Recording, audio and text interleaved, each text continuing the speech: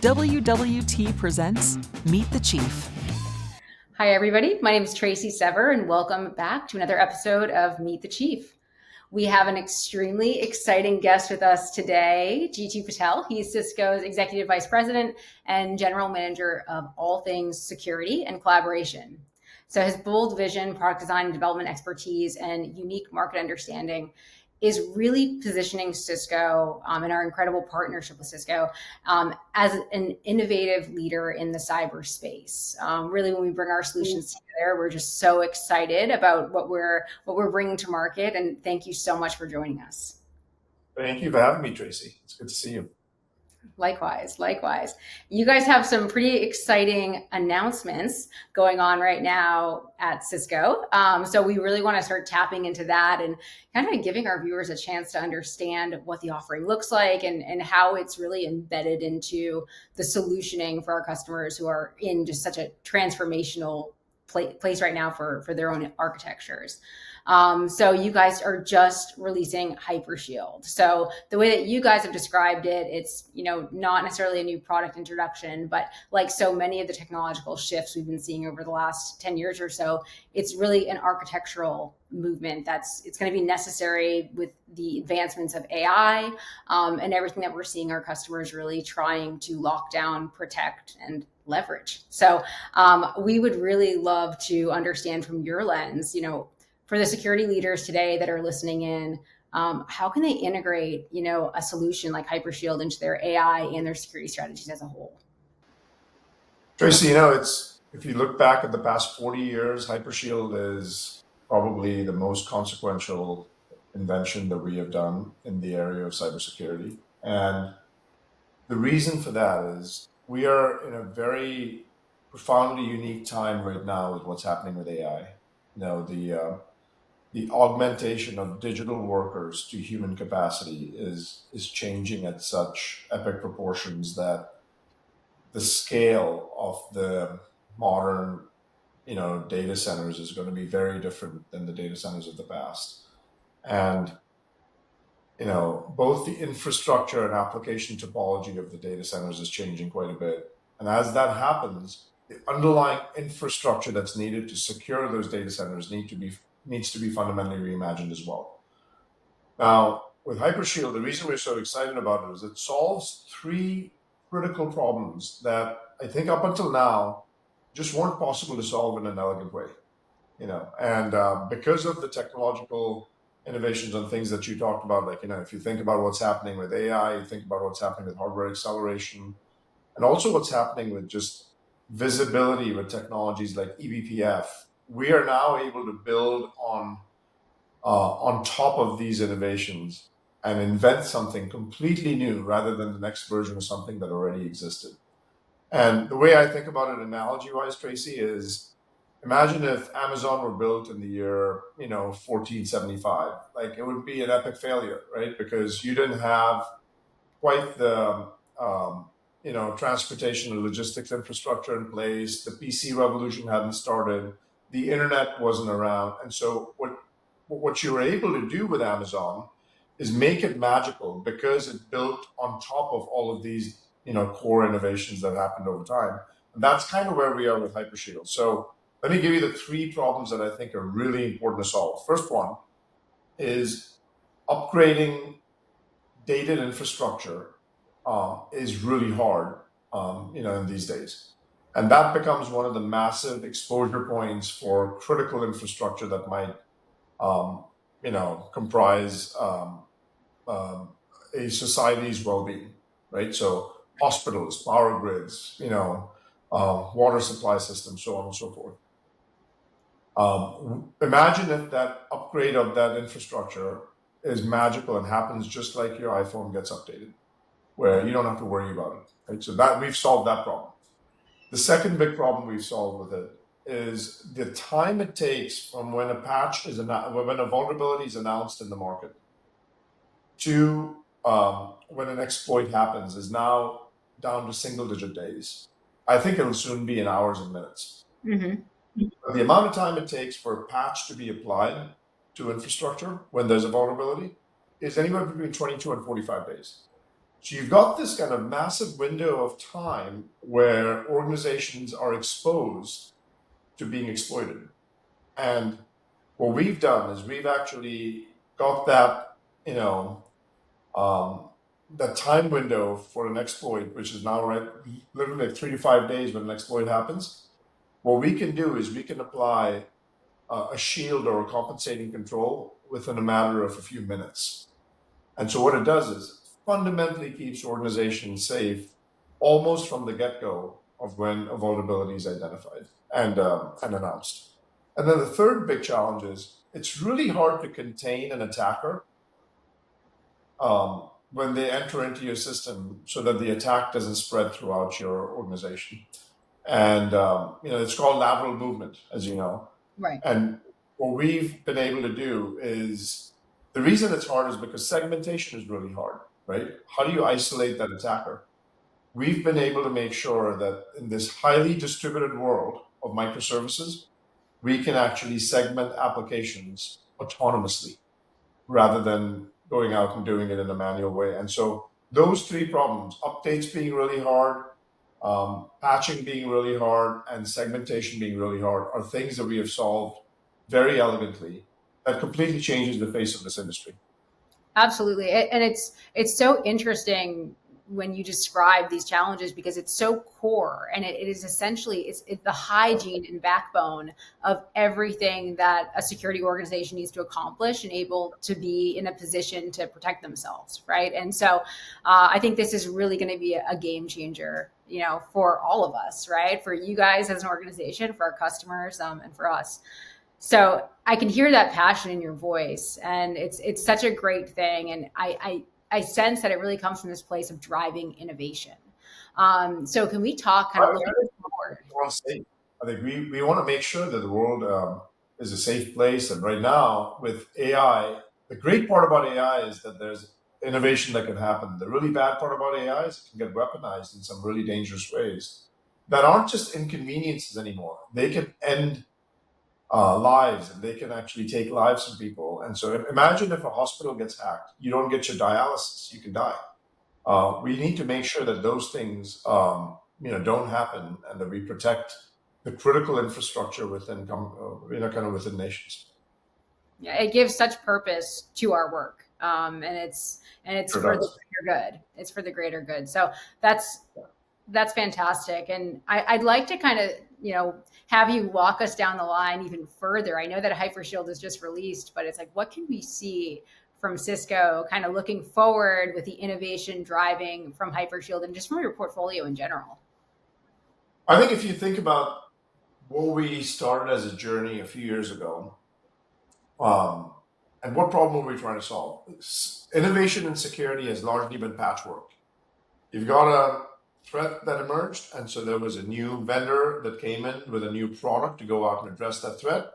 Consequently, you've got about 3,500 vendors in the market. No one owns more than 15% share. It's a highly fractured market, and the challenge is it really creates this complexity where we want to actually make it harder for the adversaries to get in, and instead what we've made it harder is for the defenders to defend. And so we launched this integrated platform when the world is moving from these point solutions to platforms. And so Cisco, about 24 months ago, launched Cisco Security Cloud. Mm-hmm. And Cisco Security Cloud was our, solution to the world around, let's make sure that we have an integrated platform, not just a bunch of point solutions, which can correlate telemetry and is a global cloud delivered service that can acquire and steer any and all traffic to any of the cloud providers and persist policy as you move your workload from one cloud to the other. So we launched that. It basically did three things. How do you protect a user? How do you protect cloud and cloud infrastructure? And how do you protect against a breach in near real time? All built on a foundation of the firewall, AI, and identity. That's what the security cloud was. And what we've been doing consistently and at a very rapid pace is innovating in some very asymmetric ways, solutions for the modern day that just simply weren't possible in the past to go out and keep organizations and governments and not-for-profits all safe and secure.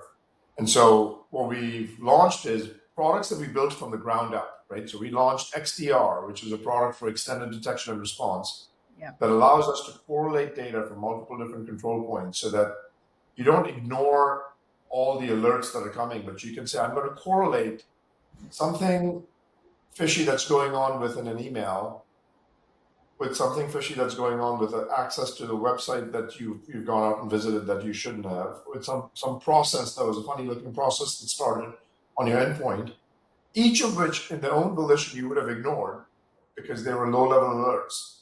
But because they all work together, they actually graduate to a high level alert, right? And so we built this capability with XDR. That actually gets supercharged once you actually have Splunk in there as well. So that was the first core capability. That was the first new product that we built. The second thing that we did was we said, right, let's make sure that we have a brand new version of secure access, which is an SSE platform. And so we built that. And that's actually been really, really asymmetric compared to what and it's 10 times better than what anyone else has in the market. We added identity intelligence. We added Hypershield. We've added, the firewall quality's gotten better. So all the things that we were criticized about in the past. Cisco doesn't innovate fast enough. Cisco doesn't have great quality products. We actually, not only did we fix them, we're now one of the fastest innovators in the market. We have among the best quality of products, and they're all integrated into a unified platform. And so we're excited about taking this to our customers. And what I've found with customers, frankly, Tracy, is every single time we talk to them, to CISOs, to practitioners, to CIOs, they start with, I'm not sure if Cisco is innovating as fast as I would have liked. And then we walk them through what we're doing, and they're just blown away. And the reason that the relationship with WWT is really important is we would love your scale to be able to take that message out to millions of customers, because that's what we've actually seen, that there's tremendous amount of potency in these applications that keep organizations safe. And we'd like to get that to get in the hands of millions of, people. Yeah, absolutely. And it's, when I look at like all of the different product categories that you just touched on, the pervasiveness of Cisco in a full security architecture is actually what lends it to be so powerful, right? It's like when we talk to CISOs, to CIOs, basically anybody in the security organization, their core challenges are that integration can be challenging. It can be fragile. There's too much data. Their security operations teams are getting burnt out. There's so many elements that they need to solve for. And so when we come together as WWT and as Cisco and help them build an architecture that's cohesive, that has these native integrations because it's one platform, the outcomes that it drives for them are truly incredible. And it solves for so many of the technology challenges, right? Because you guys are innovating incredibly fast. And I actually do want to talk about that in a second, because there's some really cool AI stuff involved in that innovation piece with NVIDIA, but also from the business outcomes and driving, an attractive cost model for them to bundle all of this together, but also just in the fact that it's cohesive. So the three goals that we have in our products, by the way, Tracy, are we want to make sure that we are 10x better on efficacy compared to anyone else in the market. We're 10x better on experience, so that everything's a unified, kind of integrated whole rather than a bunch of piece parts. Yeah. And we're orders of magnitude better on economics from a total cost of ownership perspective, and that's what we've tried to do from the ground up. So I'm pretty stoked about the results that the team has been able to produce, and we've actually got a brand new team from like our head of security is from VMware, our head of firewall is from Zscaler, our head of XDR is from Palo Alto, our head of products is from Netscope. So we've actually had some really great leaders from different companies that chose to come to Cisco because they felt like they wanted to innovate the next wave over here. Yes, absolutely. And just even on like an anecdotal note, because we work so closely with you, because we're talking to customers, we're getting direct feedback, right? So it's like when we're when we're helping our customers, for instance, on a SASE or SSE journey, it's like we're looking at all the criteria, all the use cases, where things fall down. And what we've seen from your leadership team is just, it's so incredibly refreshing that you guys are hungry for all of that feedback. And you can just see how that's blossomed into the products that you guys are putting out, because it's directly what our customers are asking for and put into action. And it's like, that's a very exciting thing. And culturally, I just think that's so commendable. I think we have to, the worst thing that happens to companies is when they get arrogant with success. And I think if you just keep your head down and keep chipping away and get 2%, 5% better every day, over a month, over a quarter, over a year, that's a massive improvement. You just have to make sure that you keep chipping away and compounding. 1% improvement within 4 hours actually compounds to thousands of percent improvement over a longer period of time.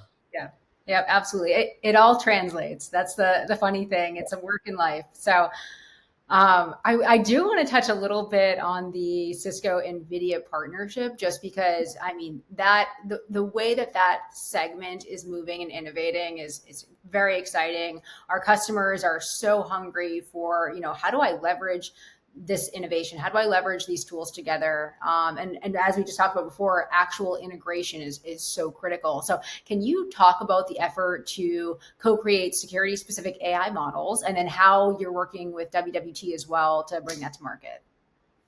Yeah, look, so the way that we think about this is you have to work with an ecosystem of partners. I think if you try to have a very isolated approach, it just doesn't work in security. And so NVIDIA is a very, very important player in the market. They've had a fantastic run, and we want to make sure that we partner with them so that the combination of the two of us can do better things to keep the world safe than any one of us can do individually. And so what we're working with them on is making sure that there are security specific models that can be created. We're working with them so that our products work better on their new kind of GPUs and computational systems, and we will continue to keep enhancing that. And our goal is to keep a very open mental model for how we want to go out and partner with the ecosystem. And WWT is going to be, you're one of the most, you're a large partner of ours, but you're also a very important and innovative partner of ours. So it's that combination that's hard to find, right, of size and scale and speed. And so I think we are really excited to make sure that all these things come together so that we provide a full end-to-end solution to the customer. Yeah, no, absolutely. And it is at that cultural alignment towards innovation, towards driving what the market's doing all together, because it's a team sport, right? Like we know that in order for us all to be successful for the greater good, right, we all have to come together and build. So that is it's pretty exciting, and we're all very much leaning in.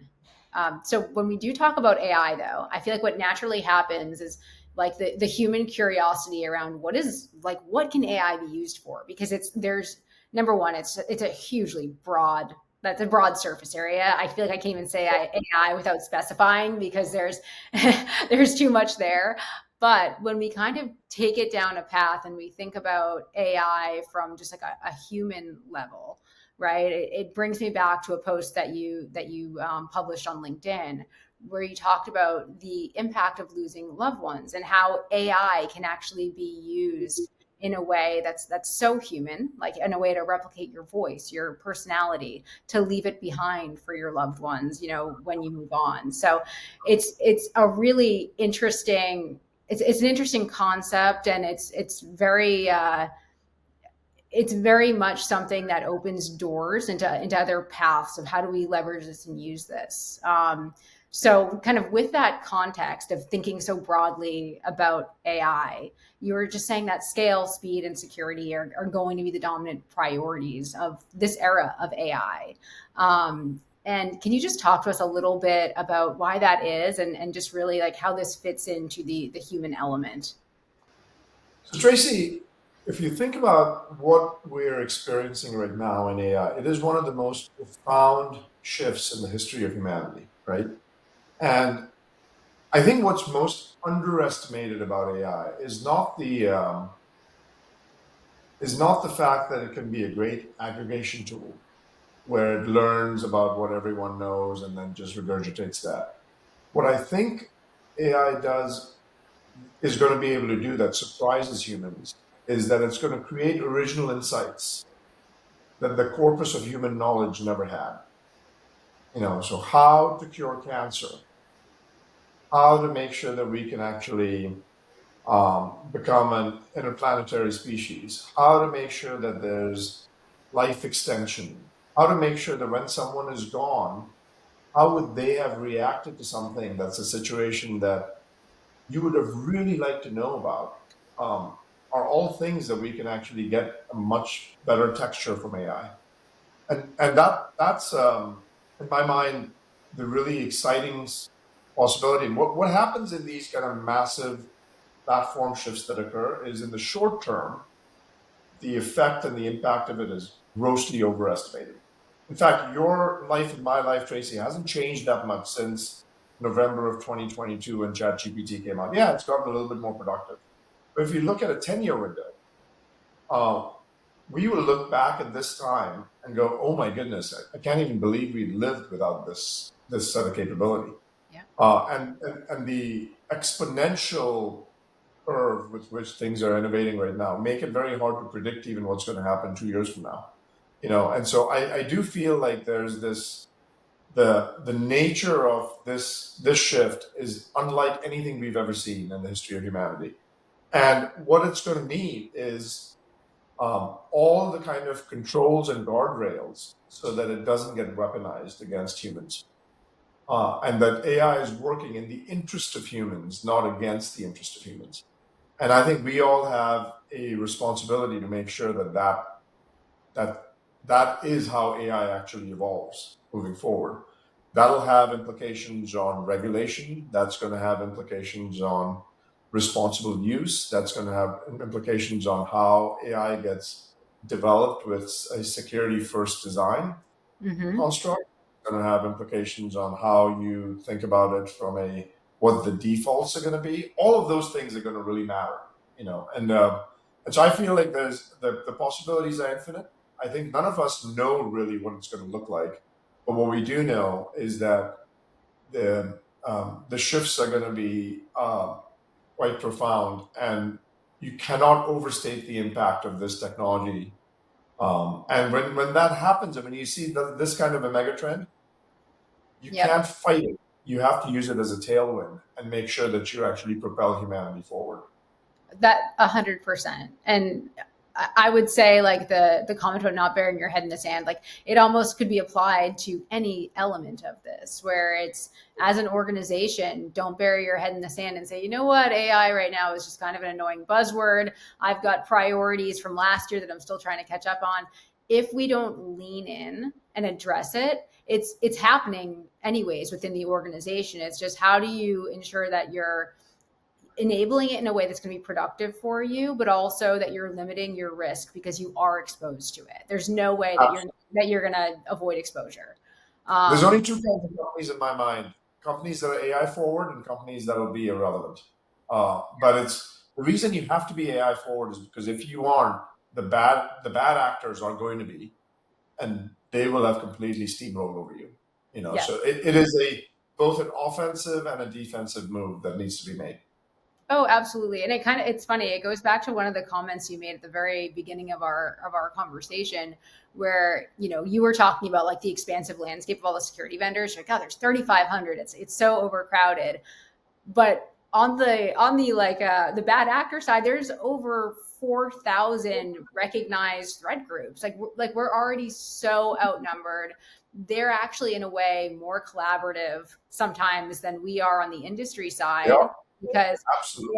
they're all working on a mutual goal, and that pot of what they can collect is much bigger, right? And they're very motivated, and they're leveraging AI. They have no fear of innovation because it's only going to it's only going to drive them towards better financial outcomes. And it kind of, for me, when I think of that, when I think of bad actors as businesses, it does help put into context of like how we have to coach our customers and help them build architectures that are going up against these organized collaborative parties. So can you talk a little bit about, as you guys look at leveraging AI for scale, speed, and security, how does that help push our customers' business objectives when they're going up against these types of adversaries? I think the way to think about this is there's this notion of digital resilience, right? Where the issue is not whether you're going to get breached. You will get breached. The issue is how quickly can you get back up when you do have an attack that happens. And that level of resilience to make sure that your business continuity is maintained is actually central to the success and existence of any business. And your security posture will have a lot to do with it. And your security practices on how you respond to these threats in near real time, and not just detect them, not just remediate them, not just respond to them, but also recover from them as fast as possible. And I think that's going to be a pretty important thing. And that can only happen if you use data in a way to not just detect and respond, but predict and prevent. Right? Absolutely. And this has to be a data game. This has to be a game where you correlate data across multiple different domains that can, when correlated together, graduate to a higher order alert that you would have otherwise ignored because they were low-level alerts all over. And that correlation is going to be central to success of an organization, just keeping themselves protected and keeping themselves safe and secure. And then that'll actually, when you put that in critical infrastructure, it's not just about economics of a business, but lives will be cost if you don't do this in the right way. No, absolutely. And I love that you look at it holistically from like the shoes of the CISOs that we work with, not even the CISOs, the CIOs, the entire organization. Because when you talk about topics like cyber resilience, it's such a large umbrella that touches everything. And it's everything from how do you have a foundationally hygienic security posture, and then how do you actually like run through the communications in your organization to do the work to recover, right? So it's very interesting. I'd love to hear your perspective, as we look at like the dynamics of the organizations that we work with. I'm sure that you're exposed to a lot of different challenges that are kind of emerging, even outside of AI, but even from like the an economic factor or kind of just the overall market dynamics. Can you share with us some of those top challenges and trends that you're seeing that maybe you weren't seeing last year? Look, I think the three that I was talking about earlier are really important. People in security have forgotten about efficacy. And efficacy is actually what really, really matters. And the reason that these point solutions started sprouting up was because the initial goal was that the efficacy would be higher with a point solution that was solving one problem. What it's turned out is it's exactly the opposite effect. Point solutions have created so much complexity that the efficacy has gone down because people are spending more money now than ever before in cybersecurity. There's more ransomware today than ever before, right? Ransomware attacks are on the rise.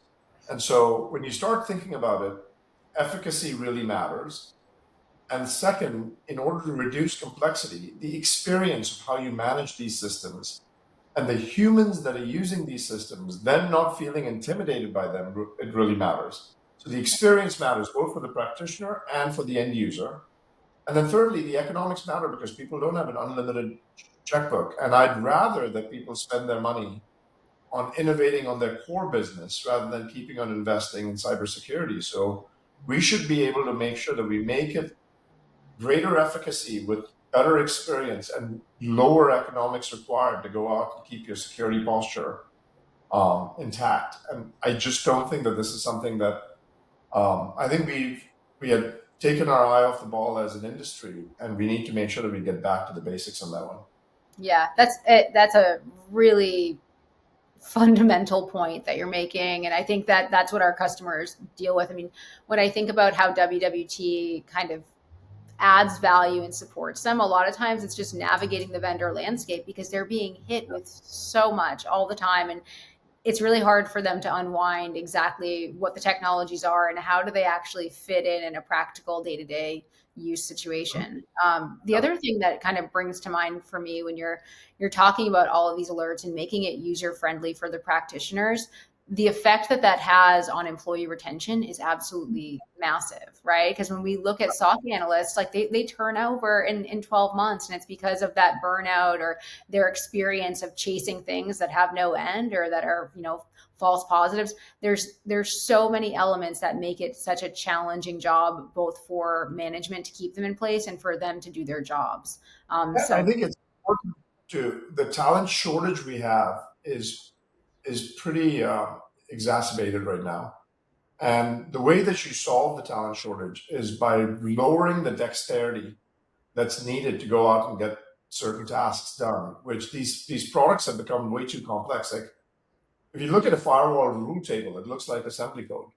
Mm-hmm. And it's that cannot be the best way that you keep an organization safe and secure. Like we have to have a different way of doing it. Yeah. And so I do feel like getting more people from liberal arts backgrounds, getting more women in security. It's great to see you in this field. We need many, many more of you. I think it's going to be really important for this field because a homogeneous crowd of, one single dimension of thinking, I just don't think can build solutions that are needed for 8 billion people in the world. I love that thought because so much about the process of innovation comes from diversity of experience, diversity of thought, diversity of culture, age. I mean, all of that essentially brings us to the table to build something that's good for everyone. And that is, it's a really exciting thing. And it's something that you have to kind of bake into your culture and your organization, but also just the work that you do when you're sitting around the table. So very, very cool to understand that element of your culture and the way that you lead.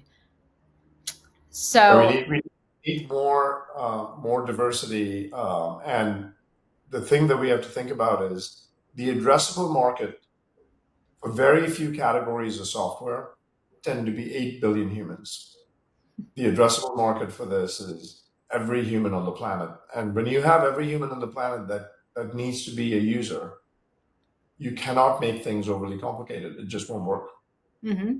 Absolutely. Yeah, it'll be amazing to see, like you talked about the transformation we'll see and how it compounds, how AI is going to impact the way that we do training for these new folks that are entering the workforce in cyber, how that maybe shortens that time for them, time to value essentially for our new hires. It's going to be amazing just to see the various impacts across the board. It kind of leads me to my next, chat with you about, your history prior to Cisco. So you were the chief product officer and chief strategy officer at Box, which is a role that you pioneered. And then one of the things that we hear a lot from our clients is they actually want to start shifting the delivery of IT in their organization into a more productized mindset. So can you talk to us, just with your vast background and experience specifically in this area, what are your thoughts? And then how can the IT professionals that are listening today, how can they leverage the product mindset just to drive more value for their own businesses? I think the core mindset that has to be thought about is, why do you build great products? To create great experiences, right? And to solve really hard problems. And I think with IT is a critical, stakeholder in making sure that those great experiences get created for every employee, and every entity that engages with your employees in your organization. So it's a very necessary kind of core component of success, and and it plays a very important role. And frankly, I think it's a very hard role that doesn't always get the credit that they deserve. Because when things are going well, no one calls IT and says, "Hey, thank you. Today my things worked okay. There was no breaches. My computer worked great." No one does that, right? So no news is good news, and it's a hard kind of psychological state to be in, where you don't get any positive reinforcement. All you get is negative reinforcement when something goes wrong. So you have to be someone who has a lot of grit and a lot of resilience to be in the business in the first place. But I do feel like the biggest thing that we can say that what can you take away from the product mindset is building great experiences that people love, that they talk to their friends and family about.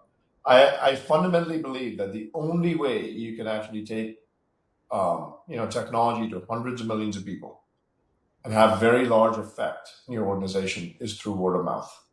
There's no amount of billboards, there's no amount of training manuals, there's none of that actually make it happen. It's, can you get people to experience something magical that they're so excited about it that they want to talk to someone else about it? And that's how it spreads, and I think IT plays a big role in that, because they allow us technology providers to take our innovations to their users with this very important kind of, necessary kind of body that needs to prepare for their users how to use this technology in the right way. So we think of them as great partners. We think of them as kind of a necessary component of success. And without IT, we would all be, kind of marginally as effective as we are today. Oh, 100%. And so much less interactive. Like I think about from our customer's perspective, it's like their consumers, when they can engage with that brand and and it becomes a part of their life. I mean, we look at platforms, right, on social media, things like Instagram, like that is an IT deliverable that their organization brings that is a true part of people's lives. And it's how do you on the back end support them to deliver that in the best, most seamless way that's secure. And I think what's really interesting about this is they are, the way in which they can bring innovation to people is it's a very trusted source from which something comes, right? Because when you work with a system from your company, you trust it. Yeah. And we as a tech community have to make sure that IT has given us their trust so that we can deliver to their customers and their users a trusted experience. And that's something that can't be taken lightly. Yeah, absolutely. Yeah. Absolutely. So I'm going to change gears a little bit. So one of the elements of our program is we always like to just get to know you as a person. I think we have done that just through the series of talking about tech, which is always so fun. But I would love to hear, about life outside of work. So can you tell us about some of your passions, whether it's hobbies or, the way that you choose to live life? I actually, especially in the past 12 to 15 months, my hobbies have taken a little bit of a backseat because of how busy work has been. But I'd say I like being physically active, hiking, biking. I have a 13-year-old daughter. I spend as much time as she will spend with me. I think the appetite for her to spend more time with me now has actually gone down precipitously because she has friends and she wants to spend time with them. But Dad's not cool anymore. I used to be cool at one point, but now it's kind of like, Dad, you're not cool. And so don't worry, she'll come back. it's heartbreaking right now. It's like, and so I've lost my hair and I'm not cool to my daughter. It's like, oh my goodness, what's happened? Aging is hard. But Yeah. so those are kind of the things that I do. I like anything related to design. Like I'm a big fan of design, so anything that actually requires building or creating or imagining things that are beautiful, pique my fancy.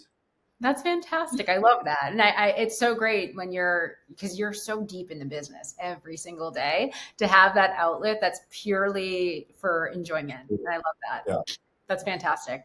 Luckily, my job actually has a lot of design elements to it because one meeting that I don't ever miss is a design review with my product team, and we do it every week, every other week, and I usually will never reschedule that meeting. If Chuck calls me and says, "Jeetu, I need you to meet," I'm like, I can't do it right now. I got the design review. I'll come to you after. It's like it's my soul food, or it gets me energized.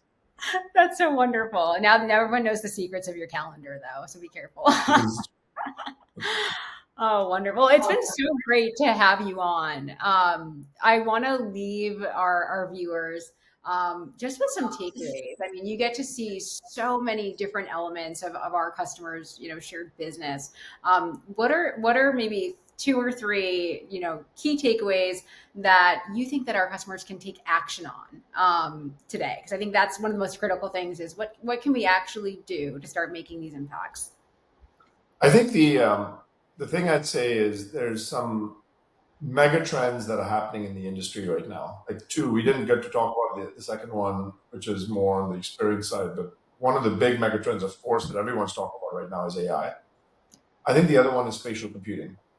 And you look at those two as key mega trends, but if you think about AI, um, not fighting that and actually using it as a tailwind and making sure that we can utilize it for the benefit of humanity, and and also keeping in mind that if we don't, the downside effects could be pretty consequential. And when we do use it, we have to also keep in mind the downside effects, I think, is going to be a pretty important dimension.